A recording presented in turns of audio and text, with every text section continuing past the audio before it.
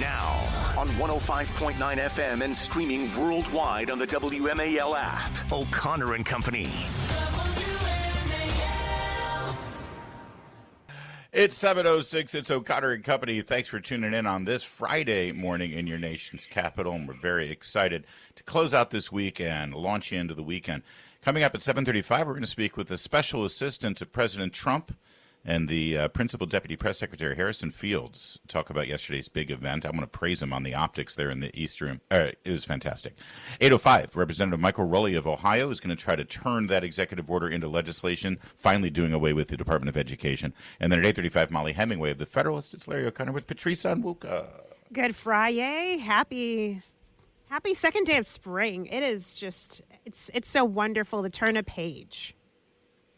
Technically first full day of spring, because yesterday, speaking of spring, happened at noon, I think. Was and then we got those vicious winds overnight. That was kind of a setback, but that's okay. We're rebounding just today. Well, in like a lion, out like a lamb, right? That's what we're doing here. Just got to get some lion to get the lamb. All right, so here in Washington, D.C., the Democrats and their allies and partners and sometimes their overlords in the media have turned the Elon Musk-led Department of Government Efficiency into this sort of caricature of like the stormtroopers who were barging into federal agencies and spying on people's private, personal, financial information for their own personal gain, and they have no authority, and they're just wreaking havoc, and they're computer nerds who know nothing, and they're 22-year-olds. And it's funny. Yeah. Yes. And it's funny if you think about it, because they're like, this is awful. You should have more respect for federal employees. And they're right, actually. We have had quite a bit of compassion for federal employees who quite possibly could see a bleak future right now or bleak outcome because of the Department of Government Efficiency as they uncover a lot of redundancy. And yes, there are good people who could very well lose their job because the job is no longer needed or required or demanded by the American people who ultimately, still are the bosses in this scenario. But what's funny to me is we have that compassion. But, if you're working for DOGE, guess what? You're a federal employee, too. That is true. Why is it okay to trash these guys and call them Nazis and incompetence? And, I mean, there's no hesitation to worry about the action. Imagine if you actually set aside your life for a while because Elon Musk called you and said, I'd like your help. I think we could do a really great thing here. And you're participating in this program, and you have been turned into a monster by the media and by Chuck Schumer and by Hakeem Jeffries and by AOC and the Democrats. It's been awful. And yesterday, one of these people stepped forward. His name is Sam Corcos. He appeared on Laura Ingraham with Secretary of Treasury Scott Bessent. This is a person who has set aside his life to work with the Treasury Department and the IRS to make things better, to make government function better, to save future generations money that we are spending right now. And people don't talk about the morality of this. People say, we're borrowing from future generations. No, we're not. We're taking from future generations. You're stealing from future generations. Borrowing is asking permission and having an agreement. You're not doing that with people who aren't even born yet. It is immoral to spend someone else's money, which is exactly what we're doing. So I want you to hear this. First of all, here's the Treasury Secretary starting out the segment, cut 20. The consultants, the Democrats, mainstream media, they just want to blow this project out of the water. And it's important because I keep saying this is the office of government efficiency, not elimination, not extinction. Sam and his crew are making it more efficient to work for the American people. So what's wrong with it working better, cheaper, faster, and with more privacy? I'm so glad that they did this. They put a face and a name to this effort, this DOGE thing. So it's not just Elon Musk. I want to cut quickly to number 22 here, if we could hear, because he really speaks from the heart. Take a listen. Again, his name is Sam Corcos. He has set aside his life to help the Department of Treasury get more efficient and not waste money. Take a listen. It's hard to really grasp the scale of this, because we process at the IRS about the same amount of data as a mid-sized bank. And a typical mid-sized bank will have somewhere between 1 and 200 people in IT, and they'll have an operations and maintenance budget in like the $20 million a year range. We have 8,000 people in IT, and our operations and maintenance budget is $3.5 billion a year. I don't really know why yet, but I will tell you that 80% of that budget goes to contractors and licenses. We cannot perform the basic functions of tax collection without paying a toll to all these contractors. We really have to figure out how to get out of this hole. We're in a really deep hole right now. How do we turn this around? We have a $3.5 billion operations and maintenance budget. We have a $3.7 billion modernization effort within IT. That's a lot of budget, and we are way beyond any reasonable cost for what you would expect at a private company for this. What has been the biggest surprise? You, again, Secretary Bessent's, been in the business world as well, but he heard it from me. But when you first saw this, what was the biggest surprise that you found at that Department of Treasury? I would say it's the disconnect between leadership and the people actually doing the work is a big one. I would say that it doesn't take a lot, just somebody who cares to solve these problems. You find contracts that are 10, 20, 30, 50 million dollars, and you just ask, like, why are we doing this? And everyone's just like, I don't know. And then you cancel it, and then nothing happens. It's just inertia has just taken over. Remarkable. It's amazing. And I guarantee you, I just talked about the compassion we have for everyone who listens to this program who also is a federal employer or federal contractor. And I guarantee you, every single one of them, and I mean every single one of them, just heard that. And they had a wave of recognition go over them and saying, yep, sounds like where I work, sounds like my department, sounds like, and they know that they can be more efficient. They know they can do things better. And now we're actually doing it. And good for this. I've got more of this, but Patrice, I'd love for you to jump in because I know you have family members who are also absolutely. federal. My husband works for in the federal government. I won't say which agency, but it's interesting that he sees up close what happens when it comes to negotiating very large contracts. And he has, when he came in saying, I'm going to use my multiple degrees to try to save the taxpayer dollars. Let's make these contracts, the process more efficient. You know what he has run up against time and time again, Larry? Inertia, opposition. We've always done it this way. Well, the regulation, my husband will say the regulations are, or the requirements are, oh, no, we don't need to. Well, let's cut corners. We don't need to do all of that.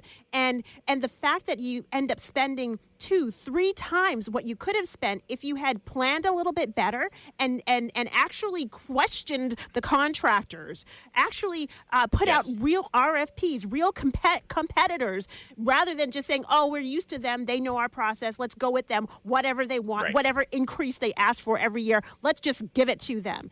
And my husband has come up against opposition every single time. And I think that's what I'm excited for DOGE doing, blowing the covers, pulling the covers off of how Washington works and the business is done, and flipping the tables like Jesus did. They're spending more money and getting less output. They're getting less efficiency, but spending more money, hiring more people, and doing less. It's the opposite of how any business would be run. Anyone else working out there recognizes and say, this is insanity. It is. It's government work, and it's over. It's got to be fixed. All right, I want you to hear a little bit more from this guy, Sam Corcos, who is working on streamlining and making the IRS more efficient. The kind of money that he's seeing, it's really important because as DOGE gets trashed by mainstream media outlets, we stand by them, just like we stand by all the federal employees here who are doing the right thing. It's 7:15. WMAL, making sense of the news. You find contracts that are 10, 20, 30, 50 million dollars, and you just ask, like, why are we doing this? And everyone's just like, I don't know. And then you cancel it, and then nothing happens. It's just inertia has just taken over. Yeah, you cancel. Why do we have this contract? We don't know why we have that contract. Okay, let's cancel that contract, and nothing changes. Nothing, but that's $20 million. $20 million here and there, it starts to add up. It does. Patrice. It does. And it's not just the $20 million. It's the same way you look at every larger contract as well. So it does cumulatively add up, Cut 21 more from Sam Corcos here. Again, this is one of those people. And Elon Musk pointed out, by the way, as he highlighted this interview last night on Laura Ingraham, that some of these DOGE employees, quote unquote, some of them are volunteering. He is volunteering. Musk is not getting paid for this. That's right. He has been able to convince some people to come in and not get paid, but they want to help streamline and help bring some efficiency via technology to the way the federal government does their work because they're patriots. This is important work. So here's more from Sam Corcos. Yeah, I've been brought in to look at the IRS's modernization program in particular, as well as the operations and maintenance budget. I really care a lot about this country, and this is a huge program that's currently 30 years behind schedule, and it's already $15 billion over budget. Wait a second. Explain to our viewers what the program is in layman's terms. Yeah, so the goal is to take, the IRS has some pretty legacy infrastructure. It's actually very similar to what banks have been using. It's old mainframes running COBOL and assembly. And the challenge has been, how do we migrate that to a modern system? Virtually every bank has already done this, but we're still using a lot of those same systems. And typically in industry, this takes a few years, maybe a few $100 million. And we're now 35 years into this program. We've actually been, if you ask them now, it's 5 years away. And it's been 5 years away since 1990. It's supposed to be delivered in 1996, and it's still 5 years away. In your area of expertise that informs your ability to do this review is what? I'm a software developer by background, and I'm a CEO of a software technology company. So when you came into the department, the first thing you do is just get into the guts of the system and see how it operates? Yeah, really talk to the software developers. Talk to the people on the ground and what they're seeing. I think one encouraging thing is we actually have quite a lot of software talent on the ground, the people writing code. We actually have quite a lot of good people. It is almost always the case that when I ask them what the correct answer is, how do we solve these problems, they're almost always right, which is good. They just haven't been in a position to be empowered to make those decisions. So I'm actually pretty optimistic that we can solve this. You know, I was so impressed by this man, and he's a good guy. He's earnest. He said he loves his country. This is why he wants to do it. I think also a lot of these tech guys, and yeah, he's kind of a tech nerd. Okay, that's fine. Tech nerds are cool. My children are tech nerds. You know, go meet somebody who works on a submarine. Go meet someone. You know, Top Gun pilots these days. You know, the best naval aviators. They're computer tech nerds. That's why you fly one of those new jets for the Navy and land it on an aircraft carrier. You're flying a computer basically the entire time. So tech nerds are cool. This guy is a patriot. He's trying to do a good job, and he and his department and his colleagues are being ruined publicly by Democrats and by media figures who don't give a lick about them, show no compassion for their job, which is a tough one, and they're getting it done. And so I just wanted to point this out, and I'm really glad that Secretary Bessent at the Treasury Department did this and brought this man out to explain. Agree. Keep doing this. Keep explaining to the American people exactly what they're doing and how bad things are. Yes. And we're on your side. Yes, exactly. And you know what, just really quickly, one thing that stuck out to me, it's not that the higher ups don't care. I think they know, and there's an interest in continuing to do things the way they've always been done, because somebody somewhere is benefiting from the way government has always operated, which is inefficient, duplicative, and with cost overruns and overtime. Somebody is benefiting, and that's why things continue to continue as they do. Now, on 105.9 FM and streaming worldwide on the WMAL app, O'Connor and Company.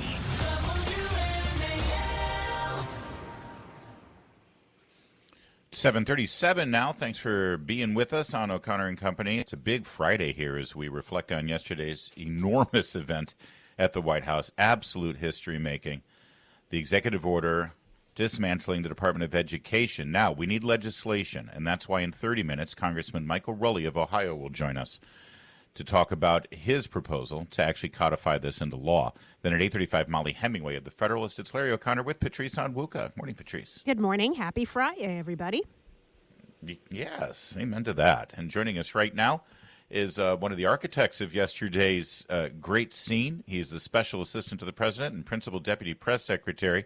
I know it was a full team effort there, Harrison Field, so I appreciate you joining us because the visuals, the state flags, the children at desks signing their own executive orders, absolutely iconic and delivered the message that this is about our kids and it's about getting states back where they're supposed to be in charge of this thing instead of a federal bureaucracy. Good job to the whole team there. Well, thank you, and good morning to both of you. And yes, it was an historic day. We had mothers, we had children, we had governors, we had school superintendents and advocates from across this country at the White House to witness a moment that the Republican Party has been calling for decades, but only President Trump had the courage to do what we all know is needed to be done, which is dismantling the Department of Education, which was created really out of thin air to achieve something that it just hasn't been able to achieve since 1979, and that is the bettering education of our children. We spend more per pupil than most of the developed world, but when it comes to our scores, we near the bottom. Something has to change. We have to bring it closer to the student, closer to the family, and that is in the states and localities. Harrison, so good to speak with you. Sometimes we get together on Chris Plant's show, so it's wonderful to see the work you're doing at the White House. To your point there about what's happening in so many schools in this area, you've got 13 Baltimore high schools where 0 students are proficient in mathematics, and, the reading, the illiteracy rates are ridiculous. Talk to us about how this change to the Department of Education can really spur a new way forward in tackling illiteracy among our young people. Yeah, well, this is proof. When you just simply throw money at a problem, you're not going to solve it. You have a lot of inner city schools, but it's not just the inner city. It's also rural America. Rural America gets often forgot about when it comes to these statistics as well. We have a problem at our hands. And if you look at states like my home state of Florida, where the money is following the student, you're seeing way better outcomes. When parents have a choice in the child's education, there's a lot better outcomes. Your zip code should not be a defining moment of how you're able to succeed in this country. A lot of people in the conservative movement say it really well, that education is the civil rights movement or civil rights issue of our time, and I truly believe that, because an education is what's going to open up so many doors for you, and we've failed in Washington, D.C. through the Department of Education to give students an opportunity to succeed. Why are we just blowing money, billions of dollars into a department? Let's shell it out to the states and let them control what's happening.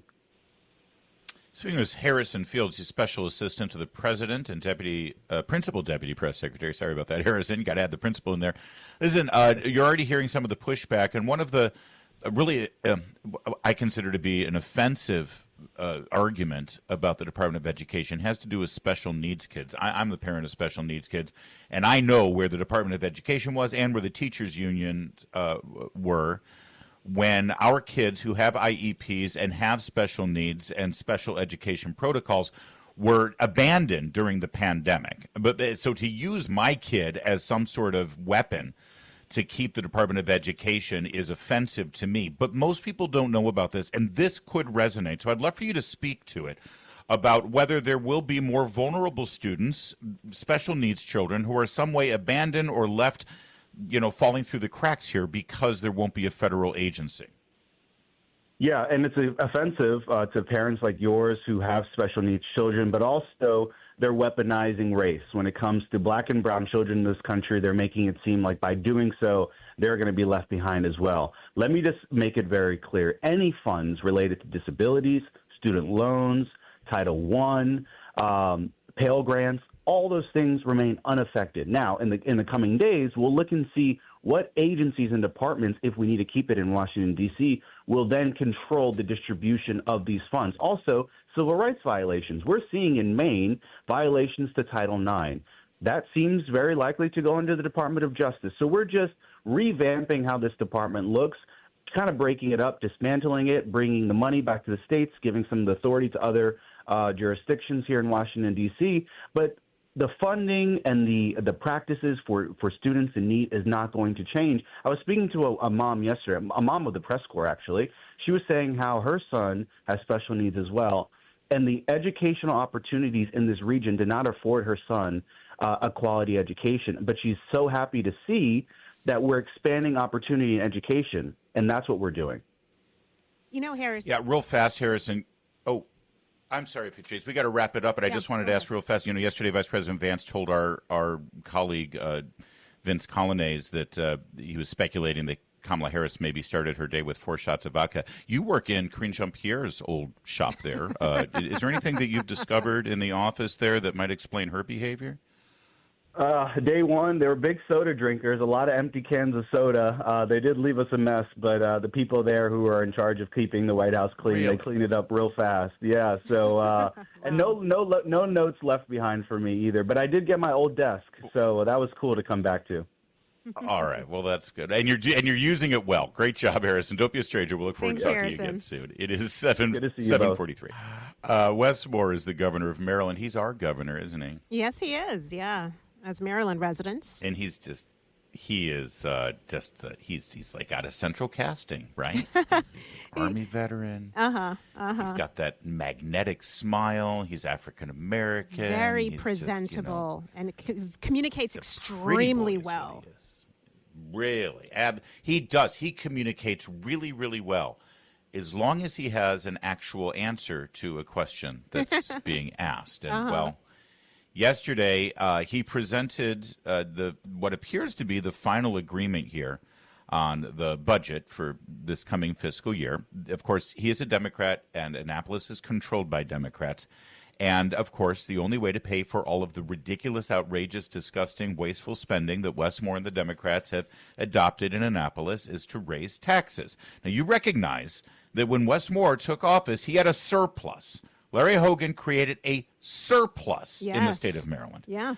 They now have a deficit, and the only way to pay for that deficit is to raise your taxes. Now, while making his presentation in the State House, he was explaining how he's cut spending. He cut millions of dollars in spending. And so a reporter asked a very simple question. Can you give us, Governor Moore, one example of the spending cuts? Give us one example of something that you have cut. Here's what happened. Cut 26. But if you are confident that there is $500 million more in cuts, can you share with the people at home what exactly the state government is planning to cut? That was his answer, because he had nothing. In fact, he turned and looked at one of his aides. He looked over his shoulder, and he had 4 aides around him. Mm-hmm. He says, you got something on that? And they all looked at each other and put their hands up. So we got nothing. The optics are. This is hilarious. He looks over one shoulder, and the two aren't even acknowledging him. And then he looks over the other shoulder, and they're just looking at each other like clueless as to what to say. That tells you that whereas the federal government and other states are actually cutting what's unnecessary and making some necessary cuts, Maryland just keeps taxing us more.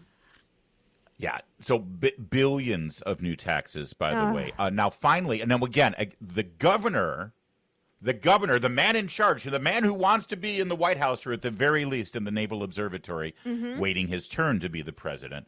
The governor couldn't come up with anything, but finally, one of his little lackeys there stepped up to the microphone to explain all these great, brilliant cuts that the governor was completely unaware of. You would think that he would have had that at his disposal. Here was the answer, cut 27. I mean, sure. I was say, the agreement includes at least this amount in cuts. These still has to go through all the committees and through each of our chambers. And so, these are at least not $500 million. We can provide. Look, I think the best thing to do would be, I know this isn't the end of the discussion. You're going to see in an hour the House's version, and you'll see those cuts. It's a whole list of things. Yeah, give us one. Give us one. They had nothing. In fact, Patrice, listen. Nothing. I mean, in Maryland, I think they're floating a new tax between small businesses who contract with one another. So don't give me this that they are somehow cutting spending in any way. No, they're looking for new creative ways to take more out of our money and to make the state less competitive. Yeah.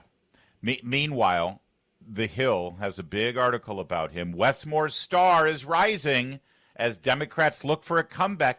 He's a cardboard cutout.